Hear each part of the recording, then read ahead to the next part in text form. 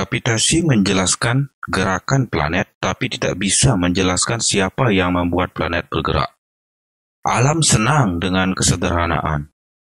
Tampaknya mungkin bagi saya bahwa Tuhan pada awalnya membentuk materi dalam partikel yang padat, kukuh, keras, tidak dapat ditembus, dan dapat dipindahkan.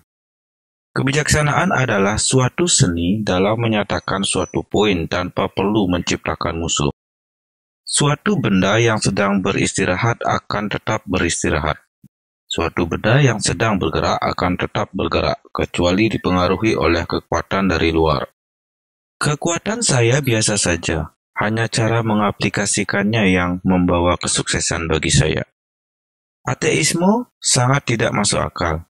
Ketika saya melihat tata surya, saya melihat bumi pada jarak yang tepat dari matahari untuk menerima jumlah panas dan cahaya yang tepat. Ini tidak terjadi secara kebetulan. Bobotlah yang menentukan suatu eksperimen untuk dihargai, bukan banyaknya jumlah eksperimen tersebut.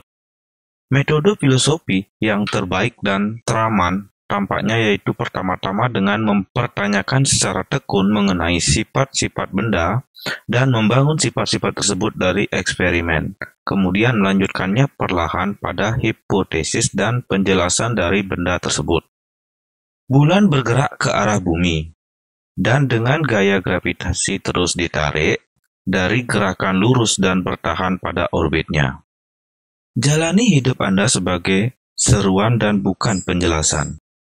Tuhan menciptakan segalanya berdasarkan jumlah, berat, dan ukuran. Tidak ada penemuan hebat yang pernah dibuat tanpa tebakan yang berani. Kebenaran adalah keturunan dari keheningan dan meditasi. Jika saya bisa membuat penemuan yang berharga, itu karena adanya perhatian yang sabar, bukan karena bakat lainnya. Kebenaran ditemukan dalam kesederhanaan, bukan dalam keberagaman dan kebingungan dari suatu hal. Bobotlah yang menentukan suatu eksperimen untuk dihargai, bukan banyaknya jumlah eksperimen tersebut. Kesalahan tidak ada dalam seni, tetapi sesuatu yang sengaja dibuat. Jangan meragukan Sang Pencipta, karena tidak dapat dibayangkan bahwa kecelakaan saja bisa menjadi pengendali alam semesta ini. Plato adalah teman saya, Aristoteles adalah teman saya. Tapi sahabat terhebat saya adalah kebenaran. Seorang manusia dapat membayangkan hal-hal yang salah, tetapi dia hanya dapat mengerti hal-hal yang benar. Karena jika hal-hal tersebut salah, maka pemahaman mereka adalah bukanlah pengertian. Sebuah gairah pada kalkulus dapat menciptakan dunia yang baru.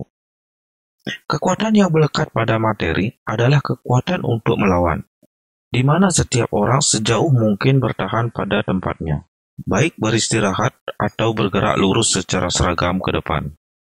Saya seperti anak laki-laki yang bermain di pantai, dan mengalihkan diri saya sekarang, dan kemudian menemukan kerikil yang lebih halus atau cangkang yang lebih cantik daripada biasanya.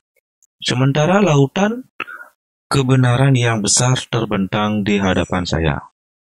Dengan tidak adanya bukti lain, ibu jari saja akan meyakinkan saya tentang keberadaan Tuhan.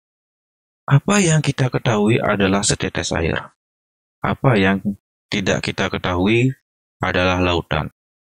Dia yang berpikir dengan setengah hati tidak akan percaya pada Tuhan, tapi dia yang benar-benar berpikir pasti percaya pada Tuhan.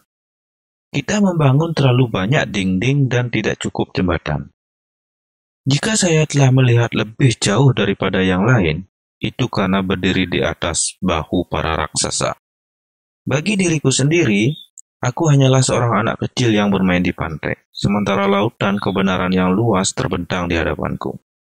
Kebijaksanaan adalah seni membuat poin tanpa membuat musuh.